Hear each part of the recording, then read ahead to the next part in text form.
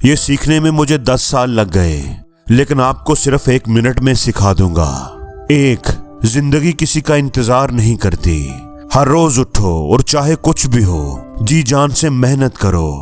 2. अपनी सेहत का ध्यान रखो, क्योंकि अगर आपके साथ कुछ हो जाए तब दुनिया तो आगे बढ़ जाएगी, लेकिन आप वही रह जाओगे। 3.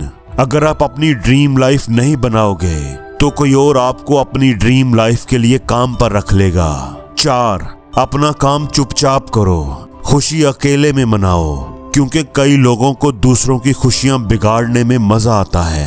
5. अपने गुजरे हुए वक्त पर पछताओ मत, उससे सीखो और आगे बढ़ो। 6. किसी को आपकी परवाह नहीं है, हर दिन बेहतर बनने के लिए ज्यादा मेहनत करो। 7. अपने इमोशंस पर कंट्रोल रखो, क्योंकि पुरस्कून दिमाग हर मुश्किल को संभाल लेता है।